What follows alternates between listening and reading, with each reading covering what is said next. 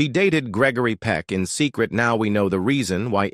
Ingrid Bergman was born on August 29, 1915, in Stockholm, Sweden. She experienced both deep tragedy and extraordinary triumph throughout her life.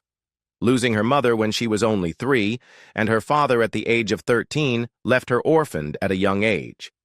But even in her childhood years, Ingrid demonstrated a resilience and determination that would later define her career. She was drawn to the stage early on, inspired by her father's love of photography and the power of performance. It was this calling that led her to attend the prestigious Royal Dramatic Theatre School in Stockholm, where she trained under some of Sweden's finest instructors. Her European beginnings were modest, but her dreams and talent were anything but. Bergman's acting career first blossomed in Sweden, where she starred in films that quickly established her as a promising young actress with both beauty and depth.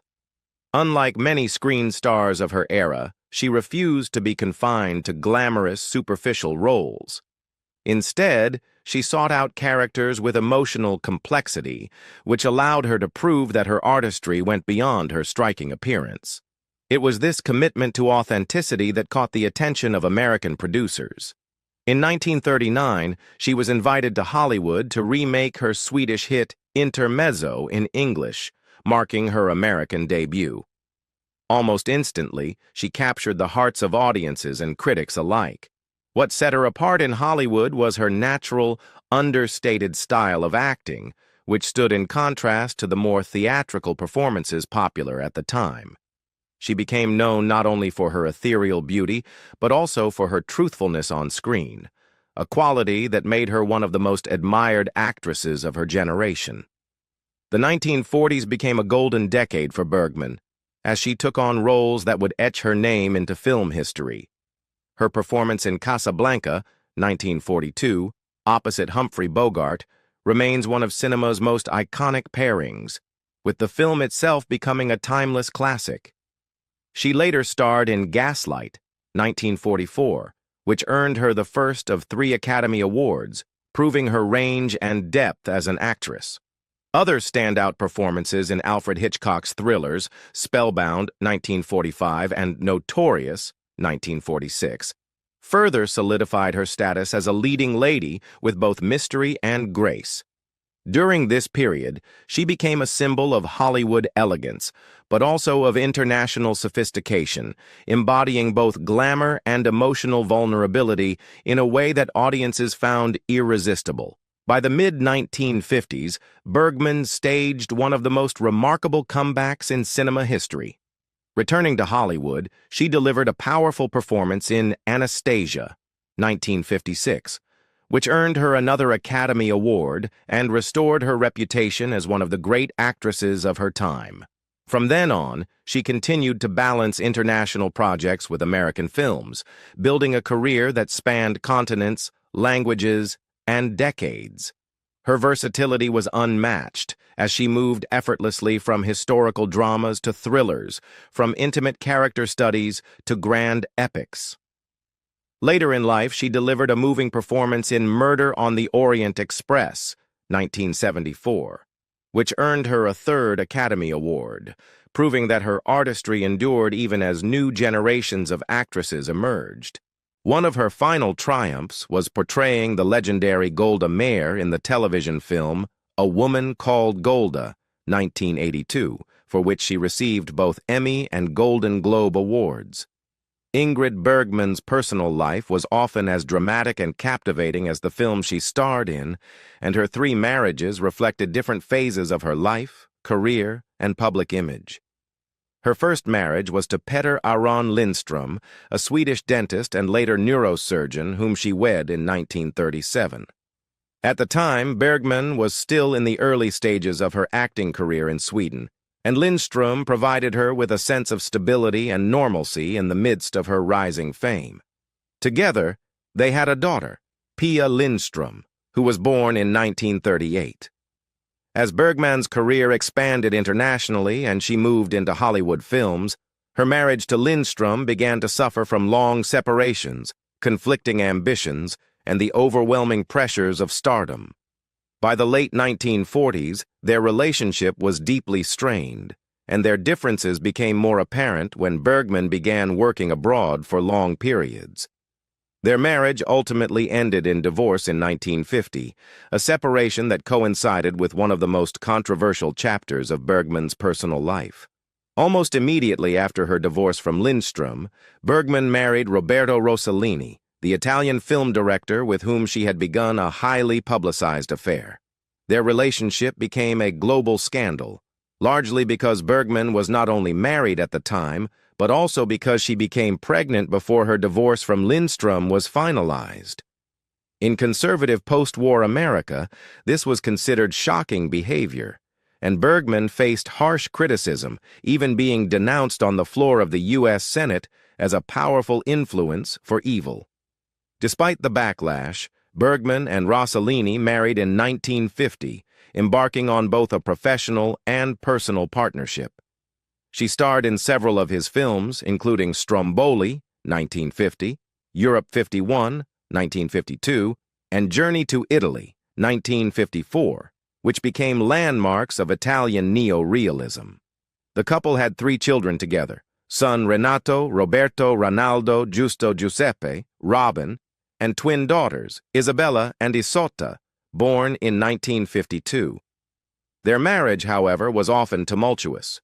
Rossellini's domineering nature, frequent infidelities, and the pressures of blending work with marriage led to growing discord. After 7 stormy years, their relationship collapsed, and they divorced in 1957. Bergman entered her 3rd marriage the following year when she wed Lars Schmidt, a Swedish theatrical producer who helped bring numerous stage productions to audiences across Europe and America. Married in 1958, their relationship was steadier than her previous unions, providing Bergman with companionship and support as she continued her career on stage and screen. Schmidt was deeply involved in the theater world and shared Bergman's passion for the performing arts, making him a partner who understood the demands of her profession. Their marriage lasted for 17 years, significantly longer than her previous ones, but eventually, they too grew apart. The couple divorced in 1975, though they reportedly remained on amicable terms after their separation. For many years, whispers surrounded Ingrid Bergman's personal life, especially during the golden age of her Hollywood career. Among the most intriguing rumors was her brief but passionate romance with Gregory Peck. Both were internationally adored stars, known for their talent, charisma, and the ability to bring unforgettable characters to life on the screen.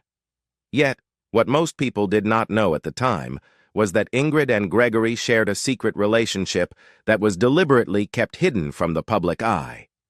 It was not until much later that Bergman herself, in candid reflections, admitted that there had indeed been more than just professional respect between them. Bergman explained the delicate situation with an honesty that has since become part of her mystique. Gregory was one of the kindest men I had ever met, but we knew the world wasn't ready for us to be together, she once confessed. At the time, both stars were married, and Hollywood's rigid studio system made scandals nearly impossible to survive. Studios invested heavily in protecting the wholesome images of their stars, and any hint of impropriety could endanger careers.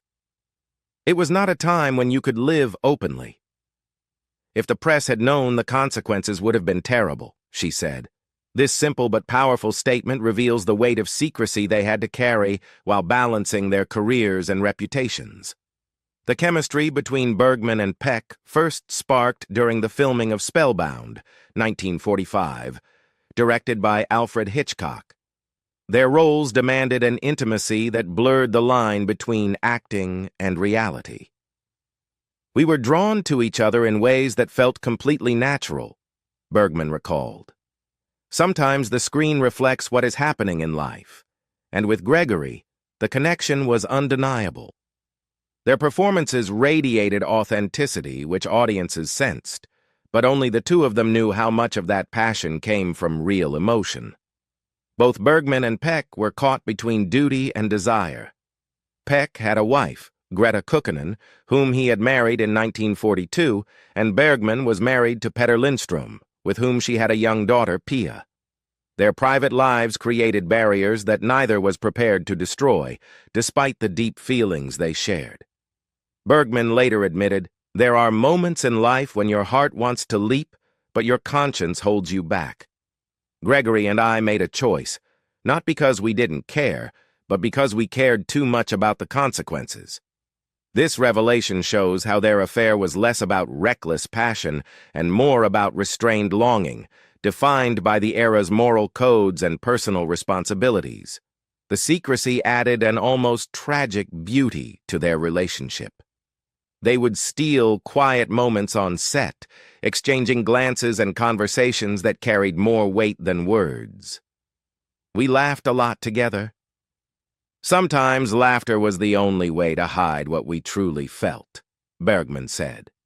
Yet outside the confines of the studio, they returned to their roles as husband and wife in their respective households, keeping their emotions tightly under wraps.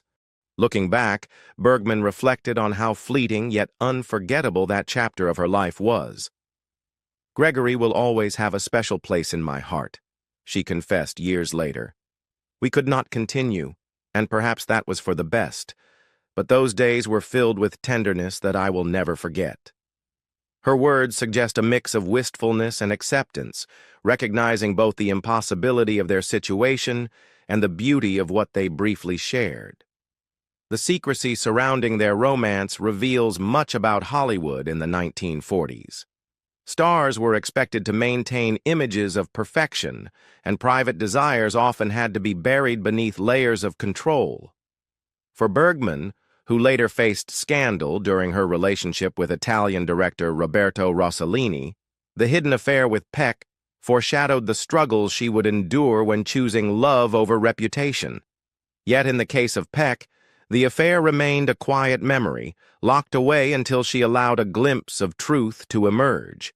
Ultimately, Ingrid Bergman and Gregory Peck's secret romance was never meant to last, but it adds a poignant dimension to both of their legacies. It was a story of two luminous stars whose lives briefly intertwined in a way that was as genuine as it was forbidden. The respect and affection they maintained for each other even after the affair ended speaks volumes about their bond. Bergman's candid remarks give us not scandal, but a human story of restraint, desire, and the complicated choices that come with fame. During the run of The Constant Wife in London in the early 1970s, Ingrid Bergman's life took a dramatic and devastating turn. At the height of her stage career and still beloved worldwide for her unforgettable performances in Casablanca, Gaslight, and countless others, Bergman made a discovery that would alter the course of her remaining years. She found a hard lump under her left breast. At first, she tried to remain calm, continuing her performances with her usual grace and professionalism. She did not want to alarm those around her or distract from the work, as she had always been a consummate professional who believed in carrying on despite personal difficulties.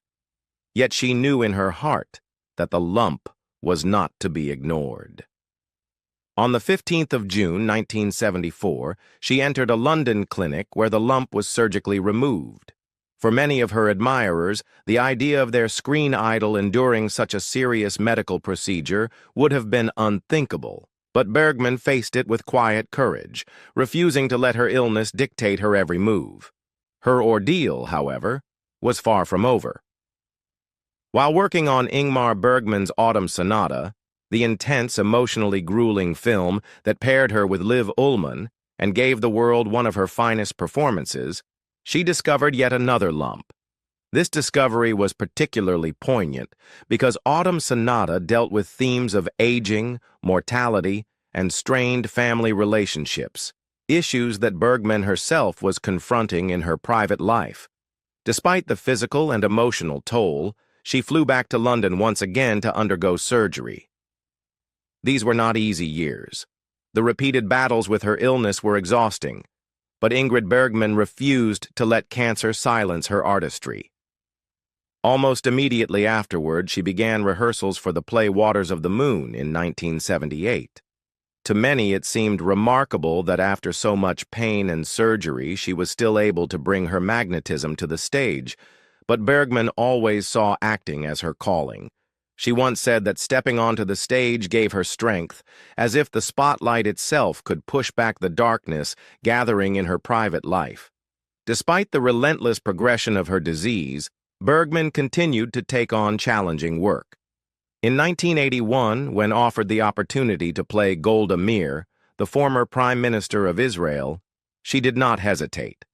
The television miniseries A Woman Called Golda became one of her most admired late performances, not only because of the political and historical weight of the role, but also because Bergman herself embodied the same resilience, dignity, and fortitude as the woman she portrayed. By then, her illness was advanced, and she knew every day was a battle, but she insisted on completing the role, giving audiences one last glimpse of her brilliance. When the project was finished, Bergman finally allowed herself to step back. She retired quietly to her apartment in Cheney Gardens, London, a place that became her sanctuary as she underwent chemotherapy. Even in seclusion, she remained the subject of public fascination. Photographers gathered outside her building, camping on the pavement in the hope of capturing images of the legendary actress in her final days. Yet Bergman, ever conscious of her dignity, refrained from approaching the front window. She did not want her weakened state to become a spectacle. She wished to be remembered as the luminous woman who had captivated audiences for decades. Meanwhile, her illness continued to ravage her body. The cancer spread to her spine, collapsing her 12th vertebra, leaving her in constant pain. Her right lung ceased to function altogether, and only a small portion of her left lung remained usable. Breathing, moving, and even simple daily tasks became formidable challenges, but she faced them with the same quiet stoicism that had defined her life. Finally, on 29th of August 1982, at the stroke of midnight, Ingrid Bergman passed away in London. In a poignant twist of fate, her death occurred on her 67th birthday, as if her life had come full circle in a final, symbolic moment. The world mourned not only the loss of a great actress, but also the loss of a woman who had endured scandal, exile, triumph, and illness with unwavering grace. To her admirers, her death marked the end of an era. She had lived her life with intensity, with courage, and with the kind of dignity that ensured her legacy would endure long after her passing.